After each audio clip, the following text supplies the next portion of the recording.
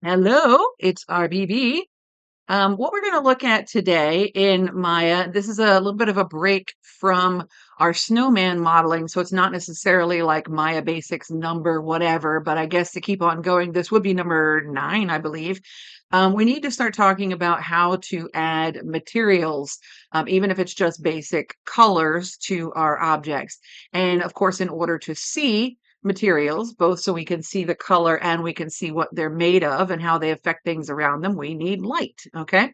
So we need to create some light. So I'm going to do a real basic overview of the lights that are currently kind of the thing to do in Maya. Um, and yeah, let's start there. So for the most part, right now, Arnold is the reigning uh, king of Maya. Things change. A couple years ago, everything was RenderMan. Then maybe it was V-Ray or Metal Ray or whatever. All these different renderers, but for quite a while now, Arnold has been the best thing around, short of say like Unreal Engine, which of course is a fantastic editor as well, but for used for a different purpose. Excuse me. So we're going to look at the lighting right now that is sort of standard in Maya. So I have a scene right here, and it's just these 3 balls because we're going to be talking about lighting, and then we can go back later on and add materials like to our snowman and stuff. So as usual, we want to make sure that we set our project. Now, in this case, this is not necessarily the snowman, so I'm going to go back to YouTube practice, right? And I'm going to set this project here to YouTube practice. And when I save this scene, it'll be there instead of in our snowman project. So what I've done is I just created a ground plane. Okay, made sure to name my stuff. I created 3 spheres, nothing special, and I named them these names, which we'll talk about in just a second. Um, I also created a camera because, as we've said before, if the camera can't see it, we don't care. And we only want to model and light and texture for the camera. Just like on a movie scene, if you don't need to see the back of the building, we only need the front of the building, so don't build the whole building, right? Exactly. So I made a camera. We could rename this camera if we want and call it Scene Cam, but camera 1 is the only one since that's my only camera right now, right? So there's Scene Cam. Good enough. Okay.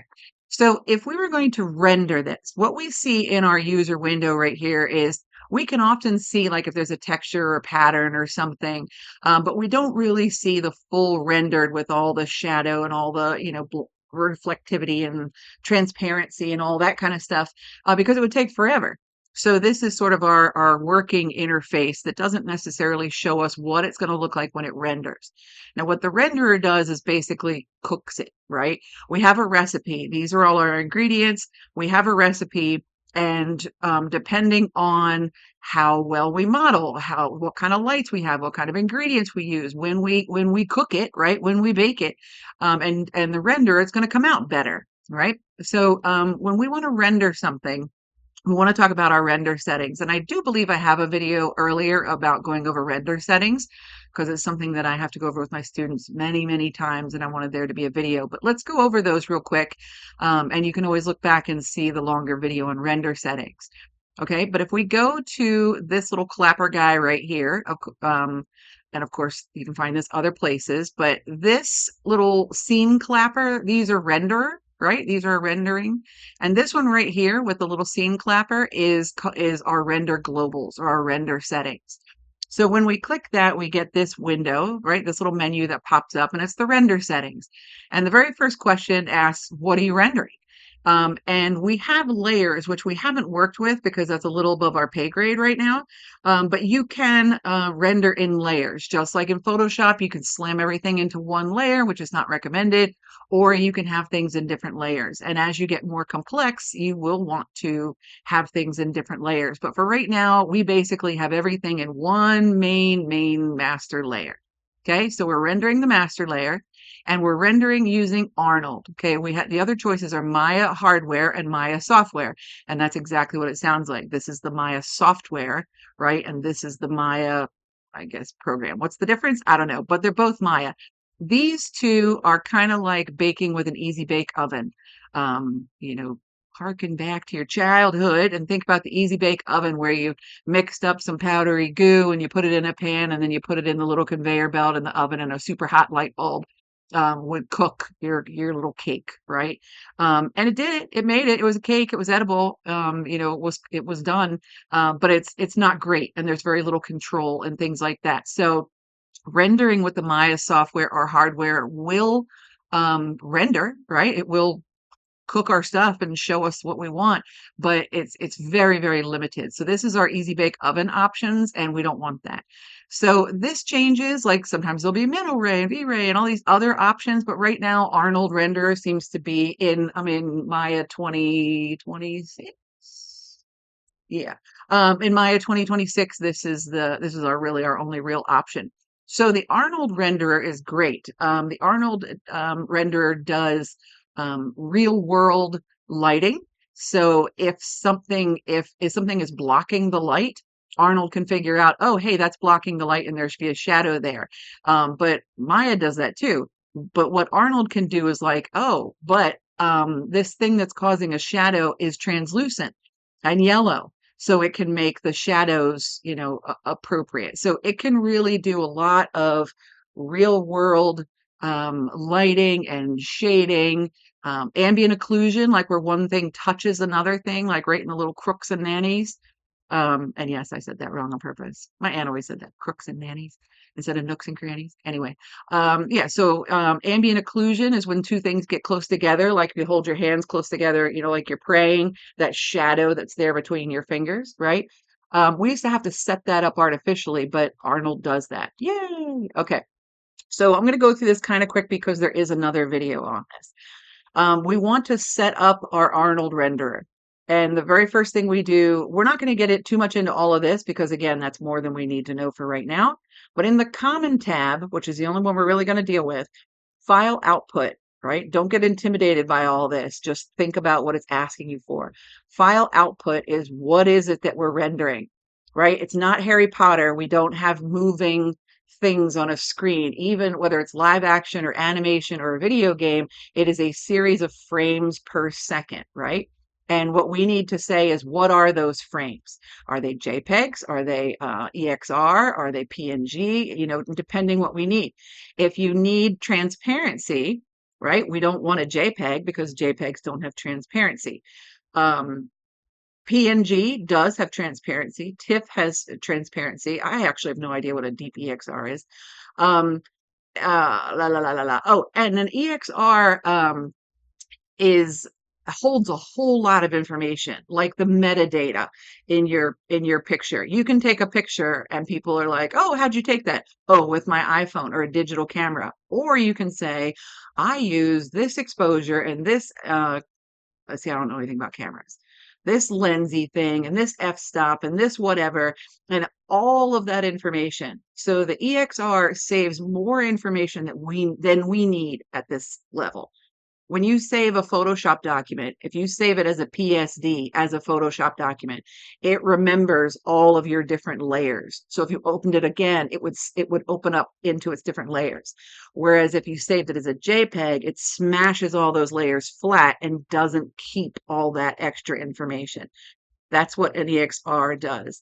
So, when you've ordered something from Amazon, like, a tube of lip balm, and it comes in a bigger box with a bunch of paper in it, and then there's a bigger box, that's an EXR. It's way more packaging than we need for our little tube of chapstick.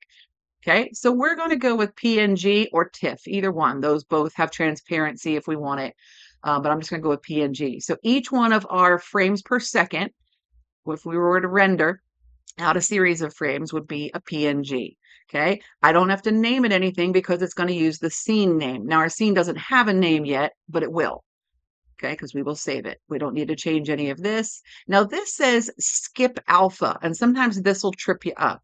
And this may be above our pay grade right now, but remember that the alpha channel is what is the opacity of the pixels.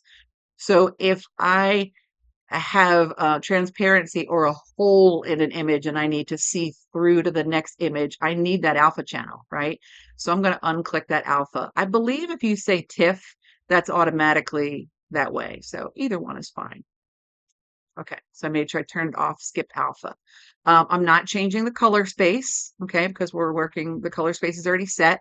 Frame and animation extension. Now, right now, name dot extension, okay, so it's going to be our scene name. So once we name this, let's say it's called lighting, lighting dot PNG, and it's just going to do one because it's a single frame. If we were rendering out a sequence, then we would want to change this, and that's in that longer video, okay? And frame padding and stuff is as well. Start and end frame, we're only doing one frame, so we don't care. This is very important, renderable camera. Right now it's rendering the perspective camera, which is, remember, our workhorse. But right now we're using our scene camera, so I don't care what the perspective camera can see. I want to make sure that I'm using my scene camera. And this will bite you in the butt because rendering can take hours and you'll be rendering away and you'll go look at it, you're like, what is this view? Because you're rendering from the wrong camera. Here we can set the size of our render.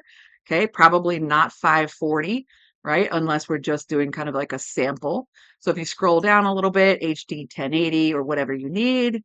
Okay, great, great, great. All that's great. And that's really all we need to do for now. The Arnold renderer, if somebody talks about changing the sampling because of crunchies and things, this is where you would change those. But we don't need that right now. Okay, so we have set up our render. All right. And if we render, which would be this little guy. All right, so I'm in the Arnold tab right here where we've been in the poly modeling tab for a while. I went over here about 10 more tabs to Arnold. And most of the stuff we're going to need is right here. And this is our render, okay, our render button. Okay, you could also do that up here. But here we go. I'm going to render. And what happens is Arnold render window opens and we see nothing. And it's done. So it's not like, whoa, it's still working, right? It took 0.06 seconds to render nothing. And that is because it's a real world renderer. And what are we missing? Lights. Okay, so 12 minutes in and now we're finally freaking getting to lights. Okay, but I wanted to explain what the lights are doing. All right, again in the Arnold tab, over here on the left is our lights. And for those of you who are fairly new, and this is beginning modeling, the one that I recommend that you stick with is this guy right here that looks like a sun coming up over the horizon. Okay, this guy is just fine. So is this guy. Create sky dome light and create physical sky. Either one of those. They're actually very similar. This one just acts like there's a sun in the sky. Okay. And when I click on this, so this turned black back here. And what has actually happened, I'll show you. I'm going to go to my perspective camera and zoom way out. Way out. It has created this dome of light. It's a sky dome, right? And when we look at this, the sky dome is going to be just like if you're standing on the earth. Above the horizon, we can see the light. Below the horizon, we cannot. Okay? So that is what that's what the sky dome is kind of doing. Okay, let's look back at my camera and see. Okay, so I've done nothing. These have no materials or anything on them. Let's render this now. Okay, so now when we render, it's like, ooh, look what we have. Now this looks like a horizon line because it is, right? And we don't see anything below the horizon because in the real world, you don't see below the horizon. And here is my sky. Now, what's awesome about Arnold is that it is a real-time renderer. So if I were to move in my view over here, like I'm going to go to my perspective camera so I can move. When I move, oh wait, let's do this. I go to my scene camera and I'm going to unlock my camera. When I move, it moves and shows me the active render. Now you see it looks like a little pixelated for a second, okay, and then boom, it's back. Like that's pretty amazing. So it depends on like we want to set this up. Oh, let me look at my lighting. Oh yeah, look, that's much better. Okay, or maybe not. Maybe I really like this view, but I don't want to see the horizon. Remember, big old ball. So I'm just going to lower the horizon. There you go. Easy peasy. Okay, so now it's like there's a blue sky. And in fact, I can look up in the air and find the sun. Okay, well, because my ground plane's in the way. The sun is up there. You can kind of see where it is. Okay, the sun is actually like in the sky. and you can see where it is in our scene, right? It's shining down from the upper left. So in looking at the attributes of this light, so if you click on this light and we go to our attribute editor, this is super cool. Okay, this sky dome light, okay, if you look at the first tab right here, it's like where is the shape of the light. This one right here, the sky dome light shape.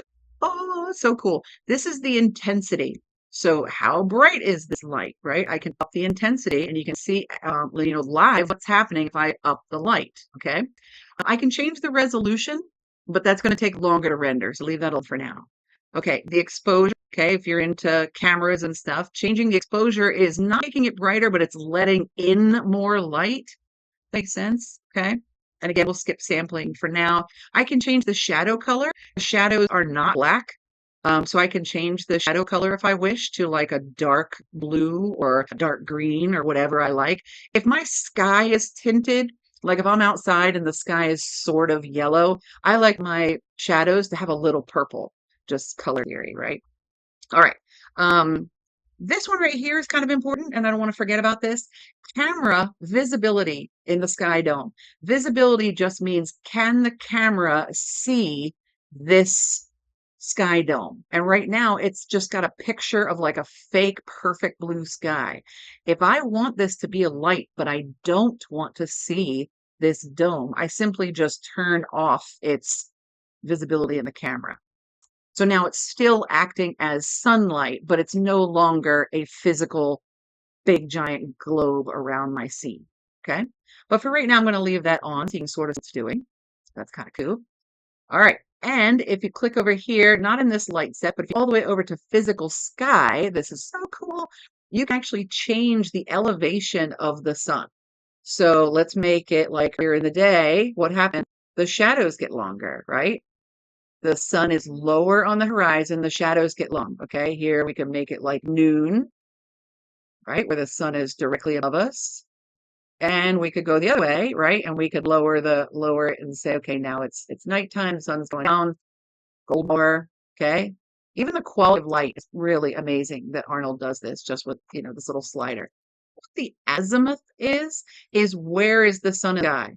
So I've set up my scene and this is perfect and this is where my camera needs to be, but doggone it, in this world, the sun sets in the west. I need it to be over here. So we have that kind of power and we can actually move the sun in the sky and be like, okay, can you set in the east just for today, please?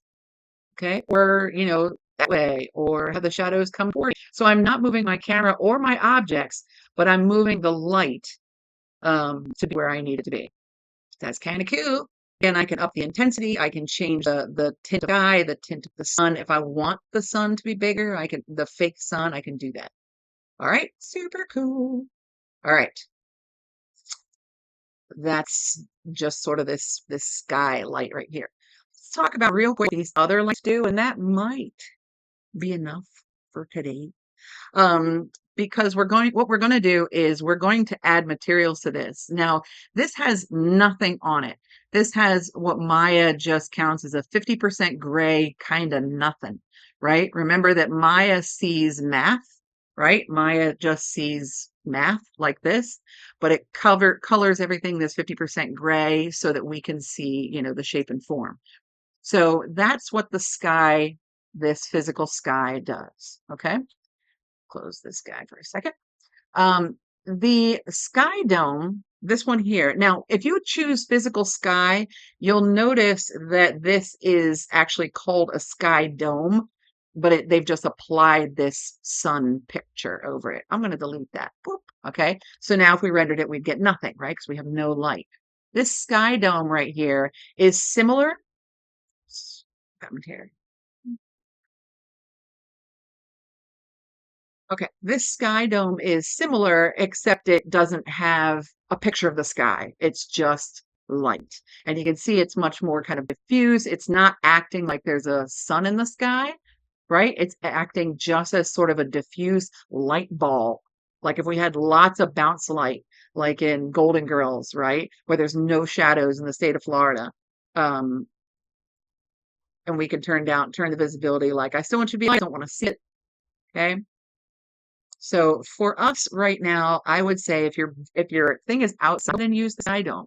If you're doing anything else of the physical sky, otherwise just this sky dome is like a big old white light. Okay, really all we kind of need to know for now. So let me show you. I'm gonna delete this guy and put the sun back because I like this one a little better. And when we render this, okay. So let's say this is the lighting that we need, but man, I don't want there to be this deep a shadow. We need a little bit of bounce light. And if you've ever seen anything being filmed or ever had your picture taken, you've seen people have the big white silver umbrella looking things that bounce the light, right? Well, we want to sort of fill in the light. Now, this is 3-point lighting, which I have to look back and see if there's a video specifically on 3-point lighting. But in 3-point lighting, of course, we want there to be a key light, the main light, right? The key light, the fill light, which helps fill in any dark shadows that we don't want to be there, and then a rim light, which is a little harder to achieve. But right now we've got a key light. We've got some fill light. Otherwise, this would be completely black, like out in space. Okay, so the skylight does everything for us. But let's say we're a little more advanced and we want to dial this in a little better and get a little bit more light shining here.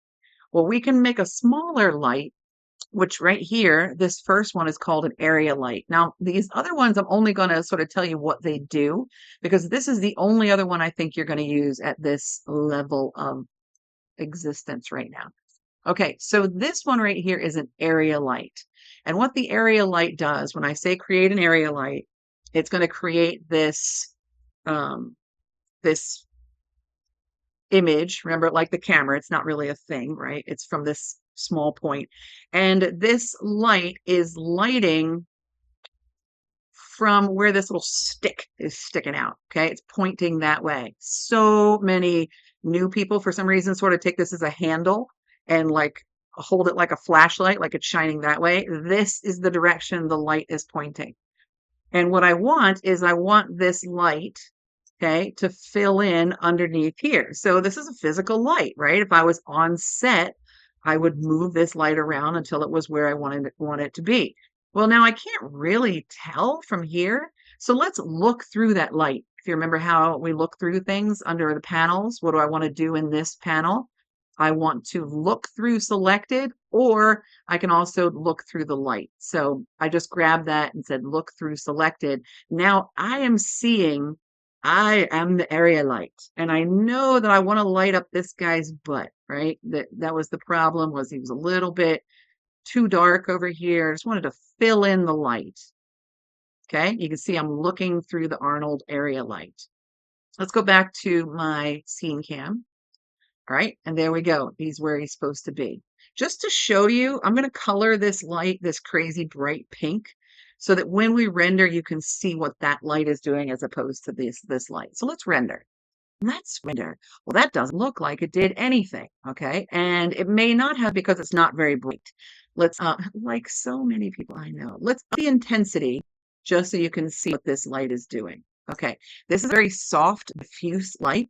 And you can see that it's not the sun, it's not a spotlight. And there we can see, because I colored it pink, that's what that light is doing. Okay, we can up exposure, you can up the intensity, you get all camera E, right? But you can see that's filling in the shadow right there. Okay, and that may not be exactly right, and we can dial that in later, but you can see that the whole point was I needed to fix this shadow under here a little bit. And so that's what I did. I made a little extra light and bounced it over here. Now, what's cool, and we're not even going to get into it today, is you can have a light. This doesn't work in the real world. I can have a light that says, shine right here on this guy's butt, but don't shine on the ground or on anybody else. Wouldn't that be cool? Like if I could have a spotlight and shine it in my face and don't illuminate anything else. You know, it's called light linking. And you can tell the light what to light and what not to light. So that's kind of cool. Okay, so that area light is just a very soft light that we can make much bigger, okay, or much smaller or much brighter. And it's just like carrying that big old piece of reflective paper or whatever that helps to bounce some more light. And just imagine when you got your picture taken in elementary school, those lights that were off to the side of the camera, one was real bright because it was the main key light. And then the fill light was probably one of these light boxes that just bounced a little light under your shadows so you didn't look like, a horror movie. Okay, that's probably all we need to know for right now. What this light here, a mesh light, is kind of cool, but above our pay grade right now. It will actually turn mesh into a light. So if I were to make a cone, I could make that cone a light, right? And I could either see the cone or not. So let's say I made a 3D Eat at Joe's. I could use that Eat at Joe's as a light and make like a neon light. Okay. What is this guy? Oh, photometric light is also super cool, but a little bit above what we want to do right now. I'll make a video on that later. Photometric light is sort of like real world lighting that behaves in a very specific way. Like if I have a sconce on the wall. And the photometric light requires a file, and you can get them anywhere. A file, a EIC, something like that. No, I don't know I forget.